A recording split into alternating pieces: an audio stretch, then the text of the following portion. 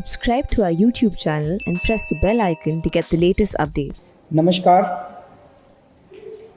आज से पूरे 1.5 महीना पहले लगभग 1 जून के आसपास हम लोगों ने अनुमान लगाया था जब लॉकडाउन ख़त्म हुआ, दिल्ली में तेज़ी से कोरोना के केसेस बढ़ रहे थे, तो केंद्र सरकार ने एक फॉर्मूला बनाया हुआ है ये अनुमान लगाने के लिए कि आज जिस गति से केसेस बढ़ रहे हैं या कम हो रहे हैं उसके हिसाब से अगले महीने कितने केस हो जाएंगे, फिर अगले महीने कितने केस हो जाएंगे, ताकि उसकी तैयारी की जा सके। तो जो केंद्र सरकार का जो फार्मूला था, उस फार्मूले के हिसाब से हम लोगों ने जून के पहले हफ्ते में अनुमान लगाया था कि अगर इसी रफ्तार से केसेस बढ़ते रहे तो 30 जून को कितने केस हो जाएंगे, 15 जुलाई को कितने केस हो जाएंगे और 31 जुलाई को कितने केस हो जाएंगे। और वो अनुमान हमने आप सब लोगों के सामने रखा था। उस अनुमान के मुताबिक 15 जुलाई तक ये अनुमान था कि आज तक 2.25 लाख केस होने का अनुमान था। उस फॉर्मूले के हिसाब से जून में जिस तेजी से केस बढ़ रहे थे पहले हफ्ते में, उसके हिसाब से केंद्र सरकार के फॉर्मूले के हिसाब से आज तक 2.25 लाख केस हो जाने चाहिए थे दिल्ली में टोटल। उसमें से 1,34,000 एक्टिव केसेस होने चाहिए थे और इन एक्टिव केसेस के लिए लगभग 34,000 बेड्स की जरूरत थी। लेकिन पिछले 1.5 महीने में जिस तरह से हम सब लोगों ने मिलकर, दिल्ली के 2 करोड़ लोगों ने मिलके, दिल्ली सरकार ने मिलके, केंद्र सरकार ने मिलके, सब लोगों ने मिलके जो प्रयास किए,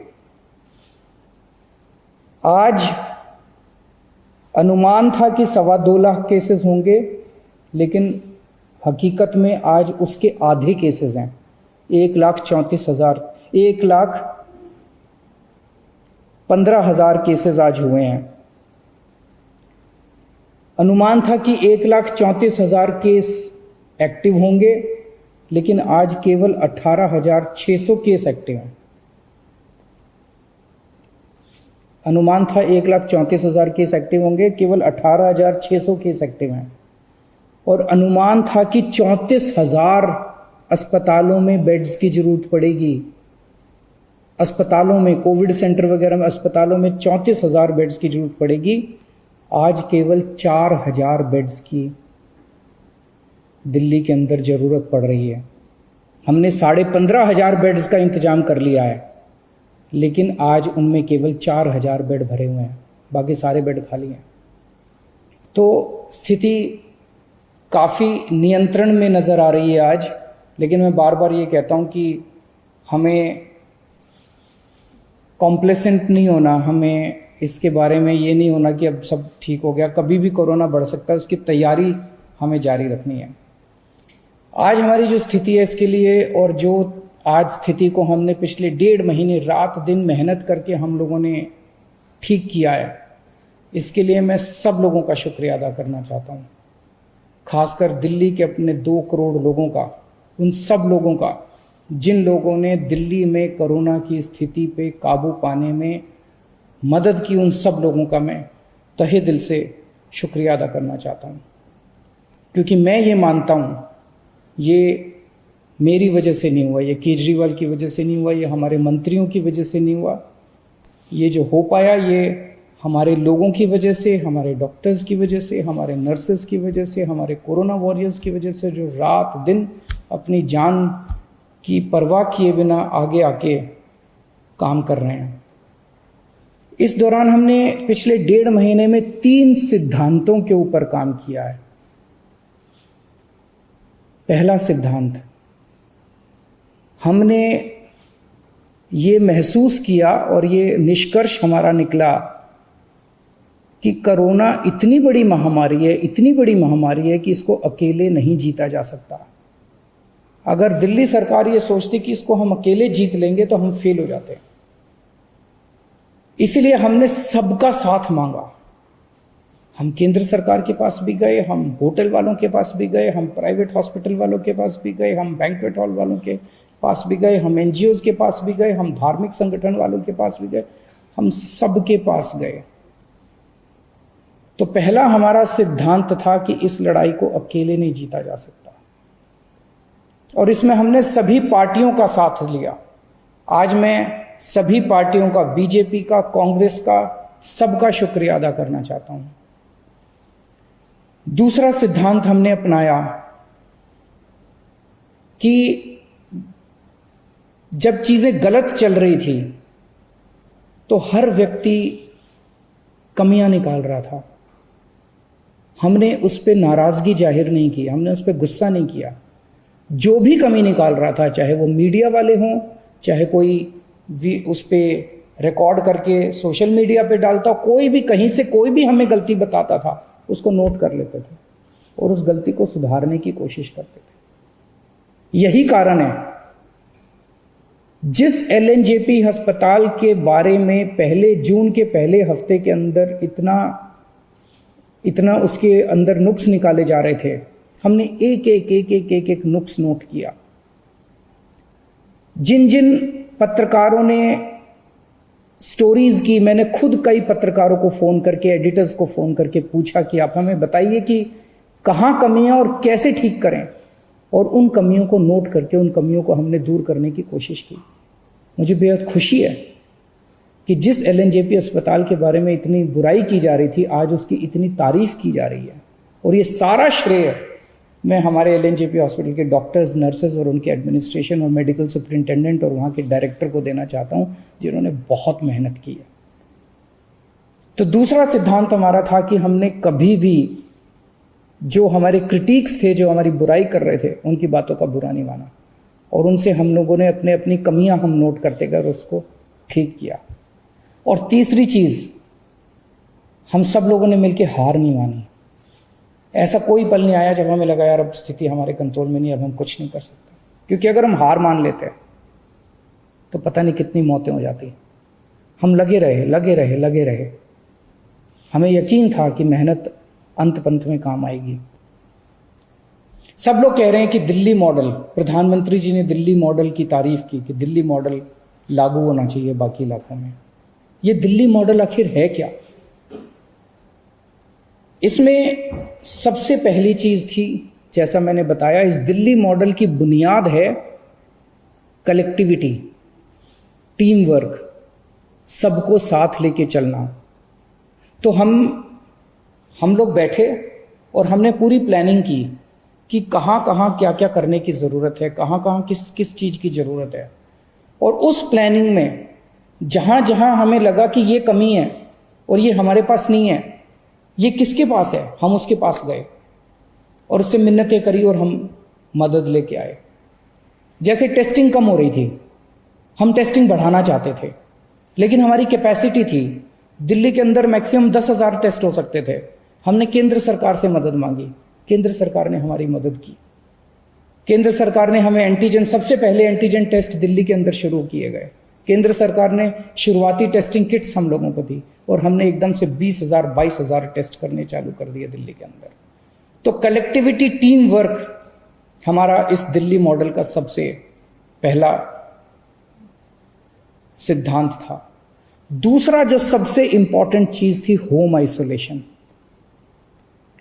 लोगों के मन में डर था, आज भी पूरे देश के अंदर, पूरी दुनिया के अंदर लोगों के मन में डर है कि कोरोना हो गया। एक तो कोरोना का डर है कि कोरोना हो गया तो पता नहीं क्या होगा, और दूसरा डर होता है कि कोरोना पॉजिटिव आ गया तो सरकार उठा के क्वारंटाइन सेंटर में डाल देगी, सरकार उठा के हमें किसी और सेंटर में, आइसोलेशन सेंटर में कहीं डाल देगी, अस्पताल में डाल देगी। लोगों के मन में ये डर था, क्वारंटाइन सेंटर का डर था, आइसोलेशन सेंटर के डर थे। जब हमने होम आइसोलेशन शुरू किया और होम आइसोलेशन का एक्सपीरियंस हम लोगों ने बहुत कंफर्टेबल कर दिया। हमारी डॉक्टर्स की एक टीम जो होम आइसोलेशन में सबसे पहले उनके घर जाती है, उनको सारा बता के आती है कि आपको ये एहतियात करना है, इस कमरे में रहना है, ये टॉयलेट है आपका, उनके घर का इंस्पेक्शन करके आती है, मुआयना करके आती है, सारा सिखा के आती है। उनको एक ऑक्सीमीटर दे के आते हैं कि 2-2 घंटे में अपनी ऑक्सीजन नापते रहना। अगर ऑक्सीजन कम हो जाए तो आप हमें फ़ोन कर देना, हम आपको अस्पताल ले जाएंगे, आपको चिंता करने की ज़रूरत नहीं है। उनको जब तक उनका कोरोना ठीक नहीं हो जाता, अगले 10-12 दिन तक रोज़ उन लोगों को फ़ोन जाता है, डॉक्टर्स का फ़ोन जाता है और वो उनसे पूछते हैं क्या हाल है, ठीक हो, कोई दिक्कत तो नहीं है। उनको टेली काउंसलिंग की जाती है होम आइसोलेशन वालों को। इस वजह से लोगों को कोरोना होने के बावजूद भी उनका एक्सपीरियंस, लगभग 80 से 90% पेशेंट्स होम आइसोलेशन के अंदर आज उनका इलाज चल रहा है। दिल्ली के अंदर होम आइसोलेशन इतना शानदार तरीके से लागू किया गया कि उसकी चर्चा आज सब जगह चल रही है। इस होम आइसोलेशन का फ़ायदा ये हुआ कि पहले लोग अपना टेस्टिंग कराने से डरते थे। उनको ये लगता था टेस्ट हुआ और पॉजिटिव आ गया तो मेरे को उठा के क्वारंटाइन सेंटर में डाल देंगे। आज भी मैं जानता हूं कि कई राज्यों के अंदर इसी वजह से टेस्टिंग नहीं करा रहे, क्योंकि वहाँ होम आइसोलेशन नहीं है। वहाँ पे जो पॉजिटिव आता है, चाहे माइल्ड हो चाहे एसिम्टोमेटिक हो, उसको उठा के क्वारंटाइन सेंटर में डाल दिया जाता है। तो कोई टेस्ट नहीं कराना चाहता, कोई जब तक अस्पताल जाने की मजबूरी ना, इतना सीरियस ना हो जाए, तब तक कोई टेस्ट नहीं कराना चाहता। और जब वो टेस्ट नहीं कराता तो वो समाज में घूमता रहता है और 10 और लोगों को कोरोना कर देता है। तो हमने होम आइसोलेशन किया, लोगों का डर खत्म हुआ, इस वजह से लोगों ने खूब टेस्टिंग करवानी चालू कर दी। अब हम टेस्टिंग कर रहे हैं बहुत एग्रेसिव लेवल पे। पहले 5,000 टेस्ट हो रहे थे, अब 20-22 हज़ार टेस्ट डेली हो रहे हैं। 22,000 23,000 टेस्ट डेली हो रहे हैं। और हम टेस्ट करते हैं, जिसको कोरोना मिलता है उसको आइसोलेट कर देते हैं, जिसको कोरोना मिलता है उसको आइसोलेट कर देते हैं। दिल्ली में मौत के आंकड़े काफी कम हो गए हैं। जून के महीने में 100 से ऊपर मौतें होने लगी थी प्रतिदिन। कुछ दिन ऐसे थे जिसमें 100 से ऊपर मौत हुई थी। अब 30-35 मौत डेली हो रही हैं। ये भी नहीं होनी चाहिए, इसको ठीक कर रहे हैं और कम करेंगे। लेकिन मौत को कम करने के लिए हमने एक अभियान पूरा उसका प्लानिंग की, और उस प्लान के कंपोनेंट थे। हमने देखा कि मौत क्यों हो रही है, तो देखा सबसे पहले टेस्टिंग है। कई लोगों का टेस्ट टाइम पे नहीं हो पाता, और जब तक टेस्ट होता है तब तक उसकी मौत हो जाती है। तो हमने टेस्टिंग अब इतनी बढ़ा दी है कि लोगों को टेस्टिंग करने में कोई दिक्कत नहीं आ रही है, तुरंत टेस्ट करवा रहे हैं लोग। दूसरा हमने देखा एम्बुलेंस की दिक्कत हो रही थी। शुरू में लोगों को एम्बुलेंस नहीं मिल पा रही थी, एम्बुलेंस की कमी थी। आज हमने इतनी एम्बुलेंस का इंतजाम कर लिया है कि किसी को भी अब रिजेक्ट नहीं किया जाता, मना नहीं किया जाता। 100% लोगों को, एक व्यक्ति जो फोन करता है उसको एम्बुलेंस पहुंचती है। पहले एम्बुलेंस पहुंचने में 2-2 घंटे लग जाते थे, आज आधे घंटे के अंदर फोन करो और आधे घंटे के अंदर एम्बुलेंस पहुंचती है। तीसरा हमने देखा कि एम्बुलेंस जब मरीज को अस्पताल लेके जाती है, अस्पताल के बाहर उसकी सारी औपचारिकताएं पूरी करने के लिए 2-2, 3-3, 4-4 घंटे लग जाते थे। एम्बुलेंस में बैठा रहता था मरीज। मीडिया वालों ने कई ऐसी स्टोरीज की कि 3 घंटे तक मरीज एम्बुलेंस के अंदर बैठा रहा, वहां उसकी मौत हो गई। अब हमने ये इंतजाम कर दिया कि एम्बुलेंस जाएगी, सबसे पहले मरीज को अस्पताल के अंदर ले जाके एक होल्डिंग एरिया बना दिया हमने। होल्डिंग एरिया में उसको ऑक्सीजन दो, उसके बाद उसके कागज भरो, कागजी कार्रवाई बाद में हो जाएगी।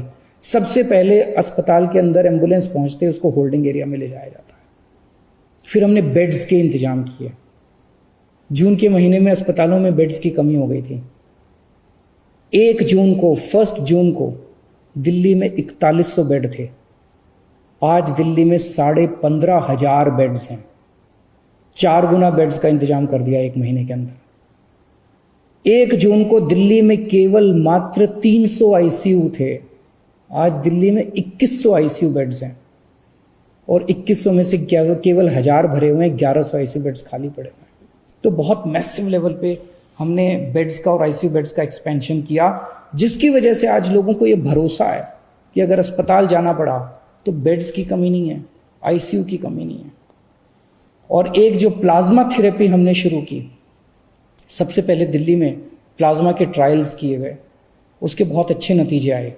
उसके बाद अब हमने प्लाज्मा बैंक शुरू किया है, और जिसको प्लाज्मा चाहिए उसको वहाँ से प्लाज्मा मिलता है। जब तक वैक्सीन नहीं आ जाता तब तक प्लाज्मा, मैं ये तो नहीं कहूँगा कि सबकी जान बचा लेता है, लेकिन काफ़ी लोगों की जान बचाने में प्लाज्मा मदद करता है।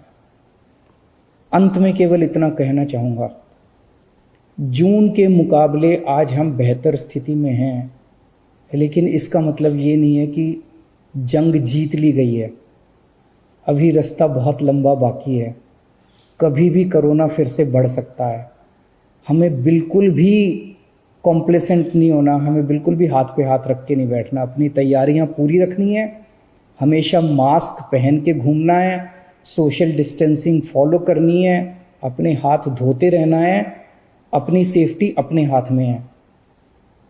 आज हम बेहतर स्थिति में, ये बेहतर स्थिति बनी रहे, स्थिति ना बिगड़े, ऐसी मैं प्रभु से कामना करता हूँ। बहुत बहुत शुक्रिया।